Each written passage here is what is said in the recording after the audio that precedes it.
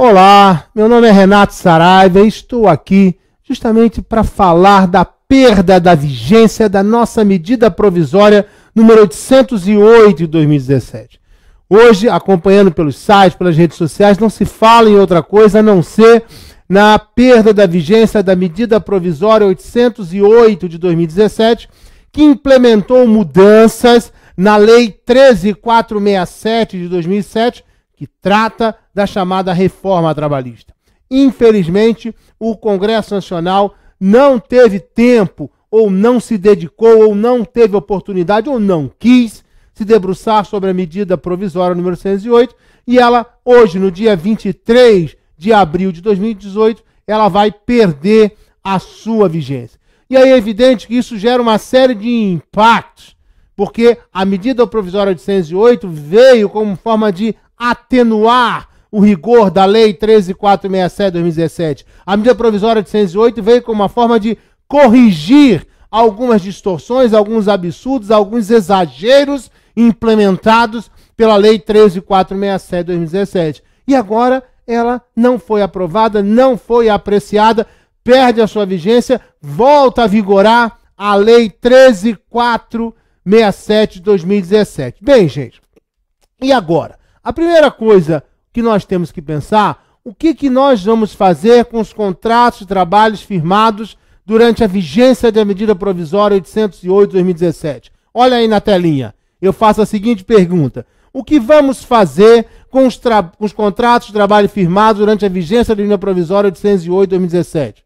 Bom, olha lá, gente, é possível, aqui comigo, é possível que o Congresso Nacional aprove um decreto legislativo nos próximos 60 dias para disciplinar as relações jurídicas ocorridas e nascidas no curso da medida provisória 808 de 2017.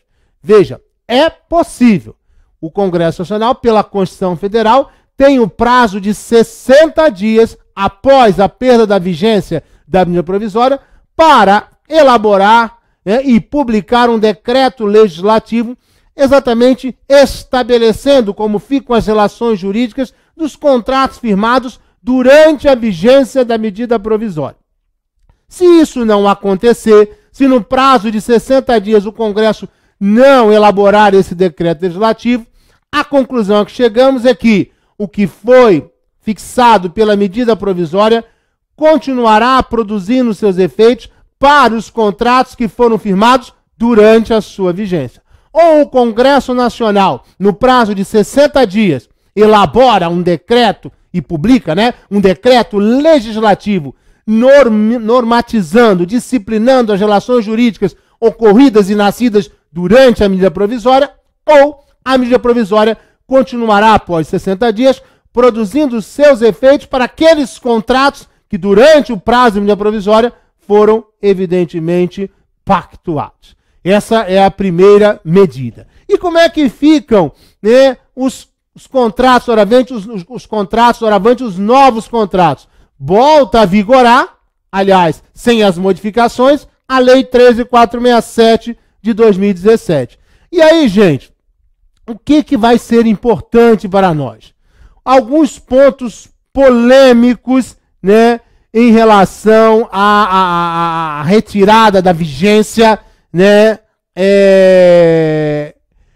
da vigência da medida provisória 808, de 2017. Eu até coloco aqui no slide, olha lá, coloca no slide.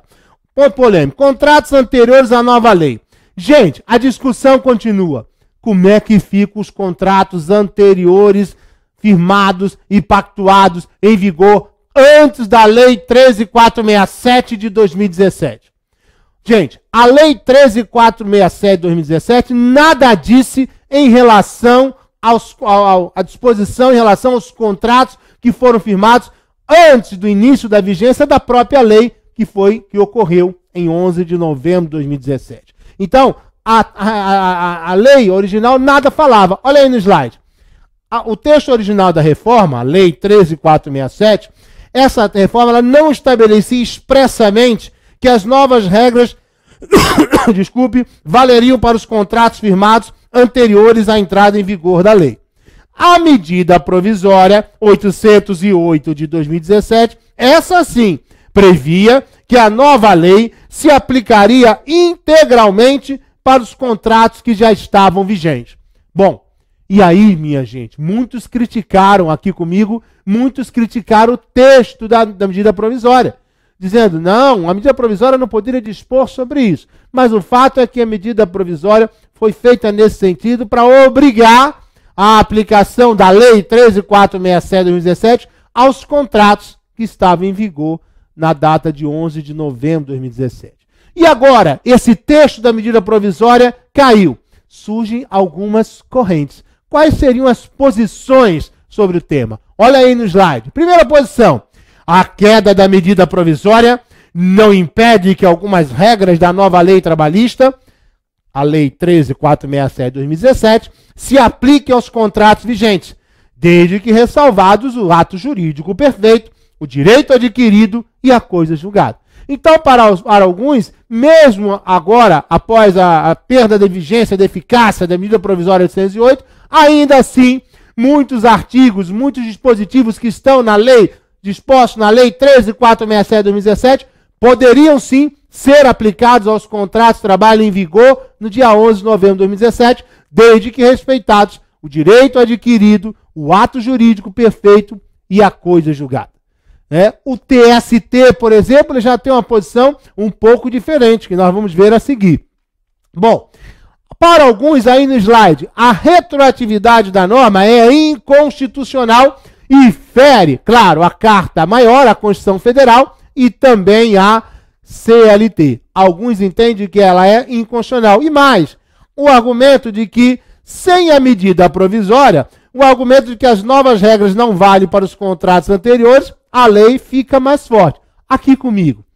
O que alguns estão dizendo? Ora, se houve necessidade da edição de uma medida provisória que dizia que a Lei 13.467 de 2017 se aplicava aos contratos de trabalhos firmados anteriores a 11 de novembro de 2017, e essa medida provisória perdeu sua vigência, é claro, então, que não se aplicava a eles por força da Lei 13.467.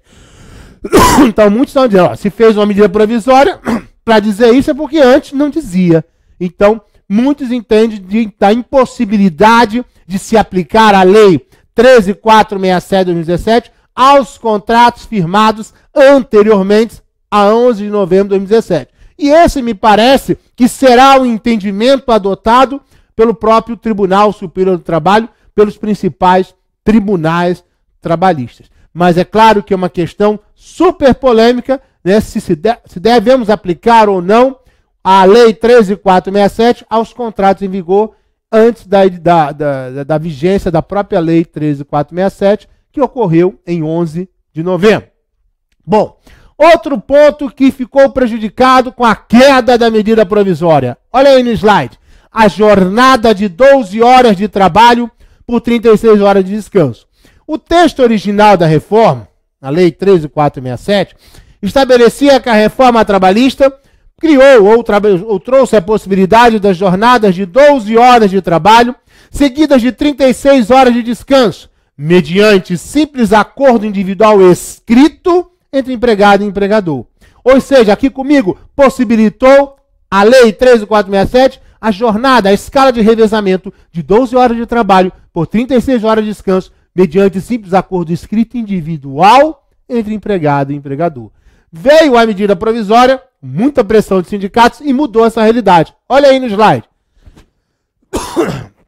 A medida provisória exigia a implementação da escala de 12,36 fosse implantada mediante negociação coletiva, convenção coletiva de trabalho ou acordo coletivo de trabalho, com exceção dos profissionais de saúde. Gente, então a medida provisória falou, não, para implementar a escala de revezamento de 12 horas de trabalho por 36 horas de descanso, tem que ter negociação coletiva, tem que ser firmado mediante convenção coletiva de trabalho ou acordo coletivo de trabalho, salvo os profissionais da área de saúde. O que aconteceu?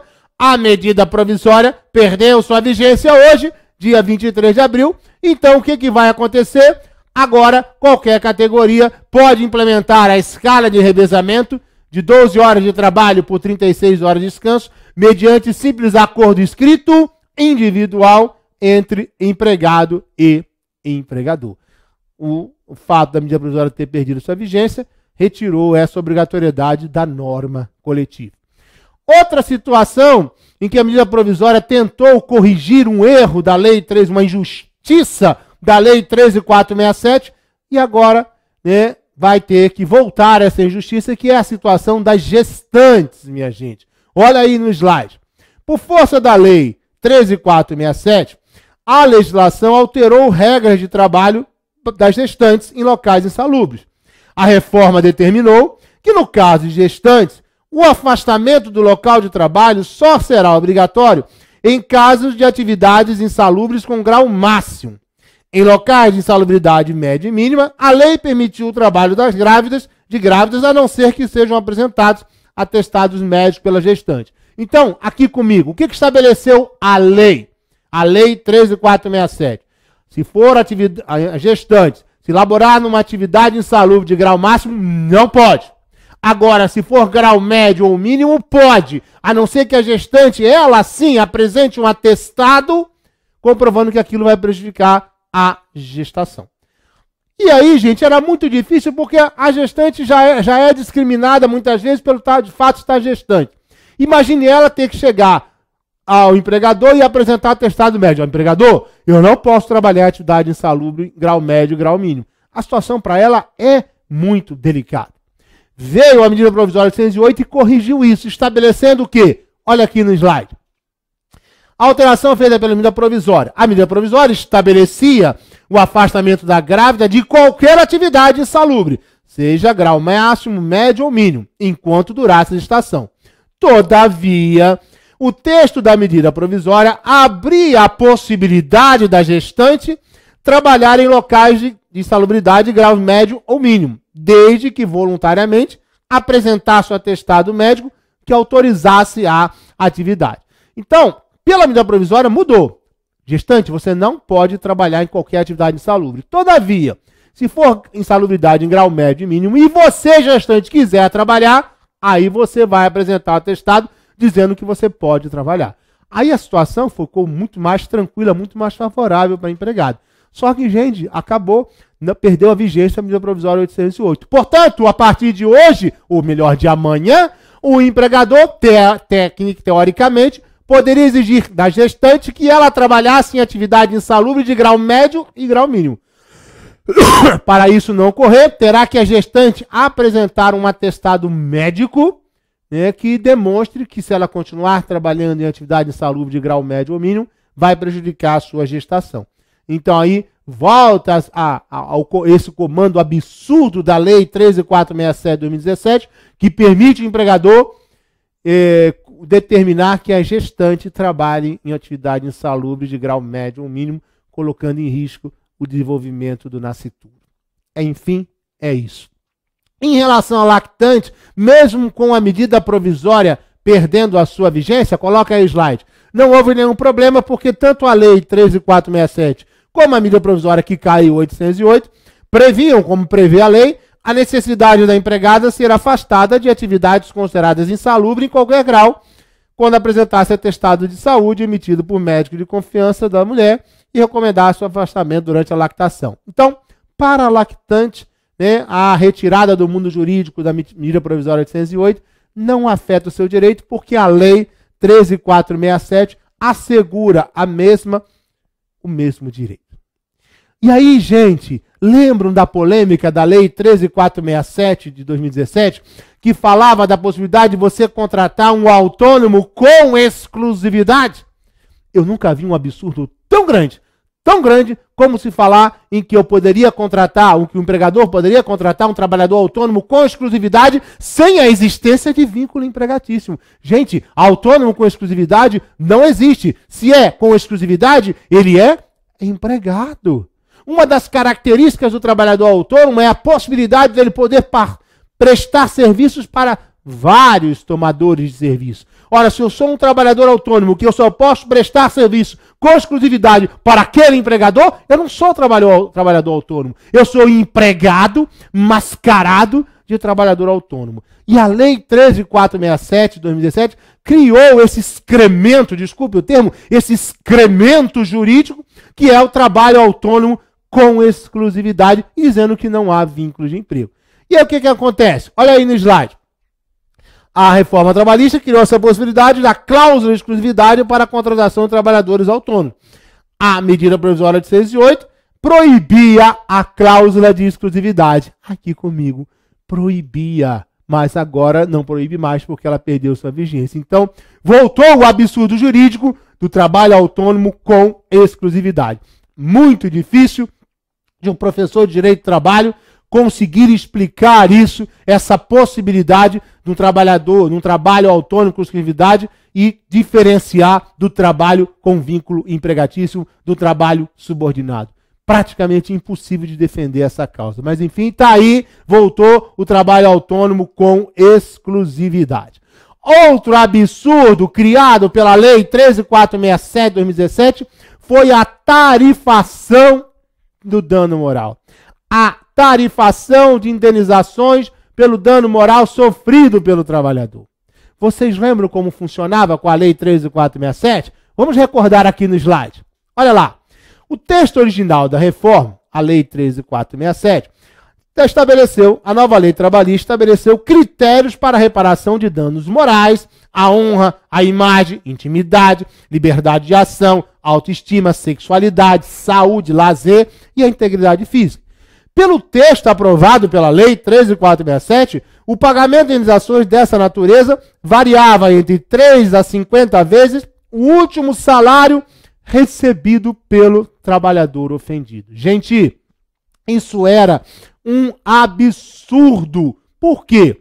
Porque a dor, a angústia, a tristeza sofrida pelo trabalhador era maior ou menor conforme fosse maior ou menor o seu salário. Então, vou dar um exemplo. Um empregador assedia sexualmente 2 empregadas. Uma é diretora da empresa, ganha 20 mil reais. A outra é servente, auxiliar de serviços gerais e ganha R$1.000. Ora, as provas dos autos, a empresa, o reclamante entrou, o advogado entrou com a reclamação trabalhista na mesma ação. Os 2 reclamantes, a diretora e a auxiliar de serviços gerais. A mesma reclamação trabalhista, assédio sexual praticado pelo empregador, todas as provas materializadas, natureza grave.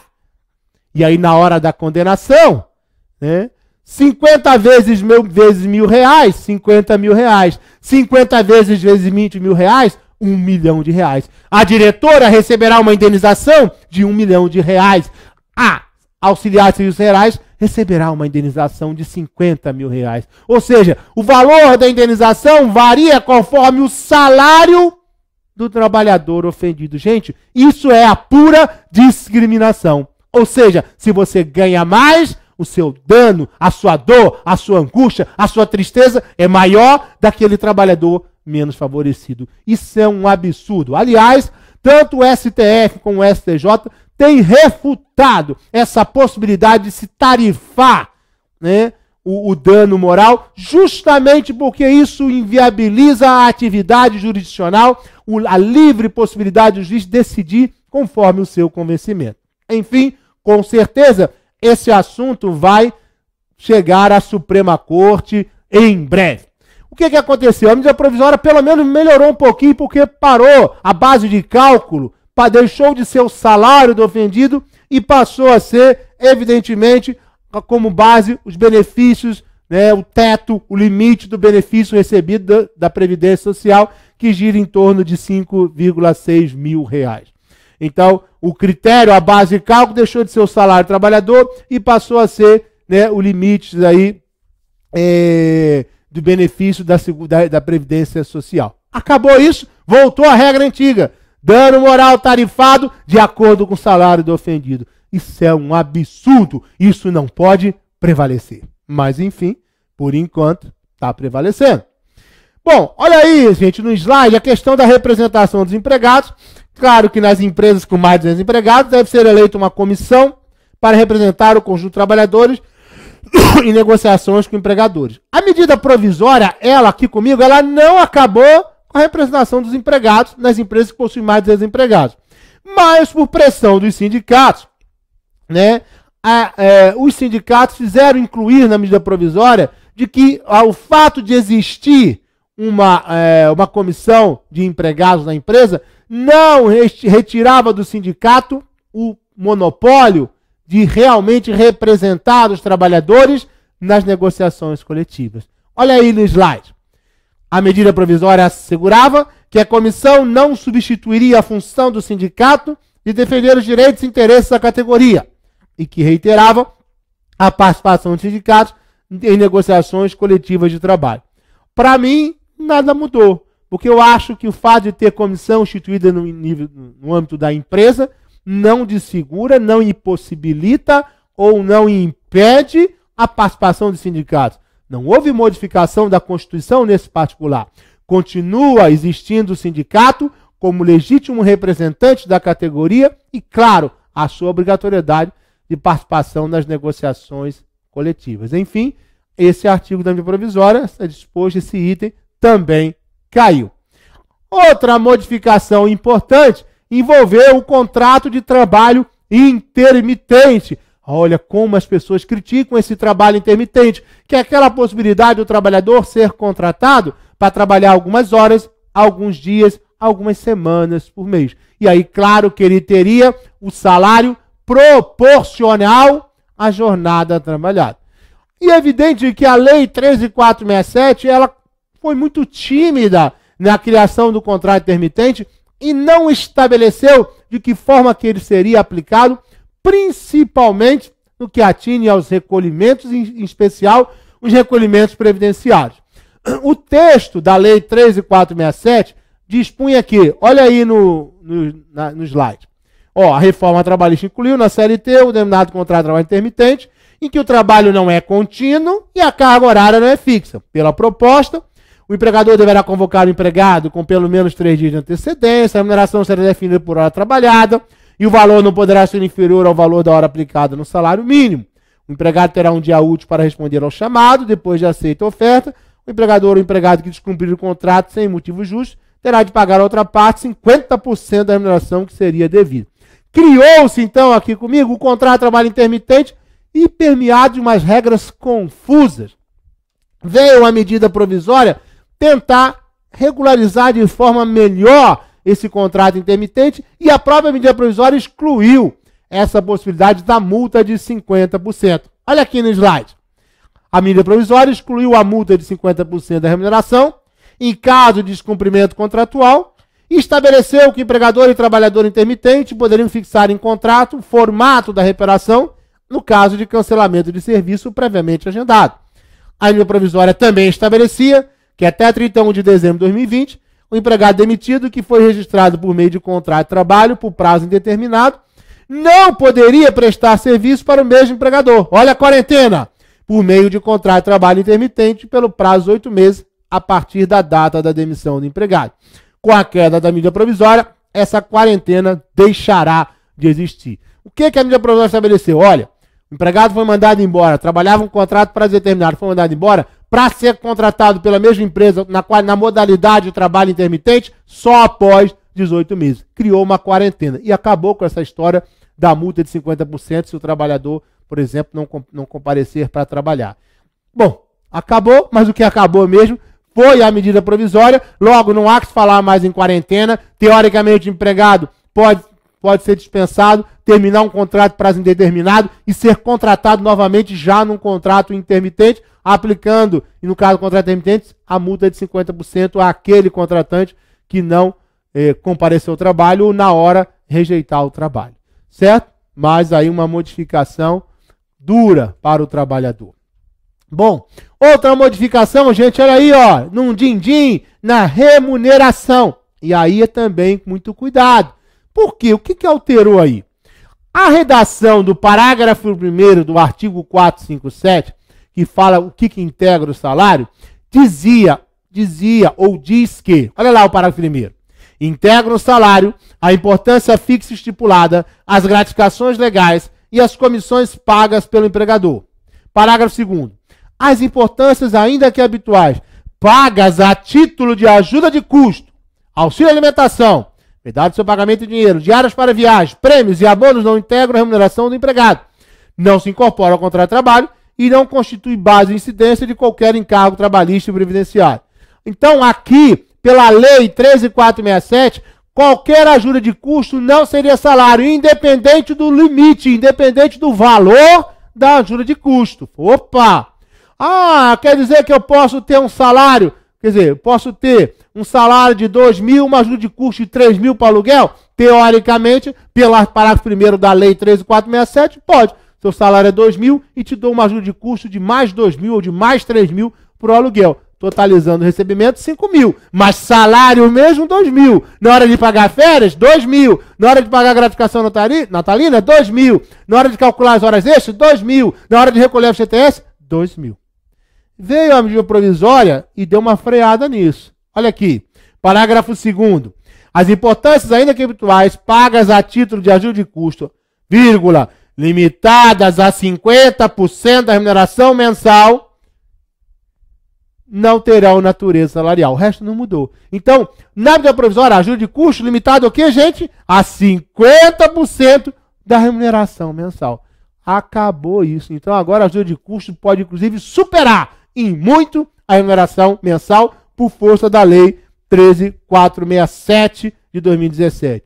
Em relação aos prêmios, a própria medida provisória estabelecia que só poderia ocorrer 2 prêmios por ano. A Lei 13.467 nada estabelece.